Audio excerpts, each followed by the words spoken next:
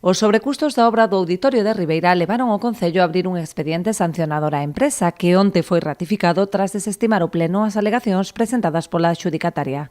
Dende o PP son partidarios da fiscalización do gasto público, aínda que non só no relativo a esta obra, senón tamén a outros posibles incumprimentos en proxectos dos que a día de hoxe non teñen información. A nós nos parece estupendo e aplaudimos que se fiscalice cada euro que se gasta neste Concello e, dende logo, que se estea vixiante aos incumplimentos das diferentes empresas que queiran contratar con o noso Concello. Eu pregunteille onte ao alcalde no pleno extraordinario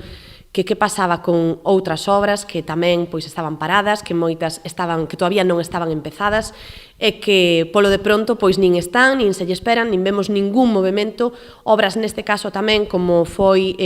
a estación de autobuses ou como pode ser o Centro Social de Carreiras, obras que estaban rematadas a un 95% prácticamente e que a día de hoxe seguen sen ter movimento algún. Os populares entenden estas obras non só como un gasto, senón como un investimento para o futuro de Ribeira, lembrando ademais que moitas están cofinanciadas cos fondos europeos de ADUSI, que acadou en Ribeira unha altísima porcentaxe de execución. Defenden o investimento en infraestructuras, pero tamén nas persoas, como os 55.000 euros destinados ao xantar do Maior, que se celebrará este domingo. El criticaba aqueles 46.000 euros que o Partido Popular invertía na comida do Maior, e nin máis nin menos el agora vai a gastar 55.000 euros. Nos alegramos de que gasten 55.000 euros na comida do Maior. Nos maiores, como digo, sempre apostamos por eso, merecennos, é o día deles, e dende logo que nos vamos a estar aí apoiando o que sexa actividade para a nosa xente maior, pero dende logo creo que o Bloque Nacionalista Galego, co seu alcalde á cabeza, ten que pedir disculpas e reflexionar por todos esos anos nos que facía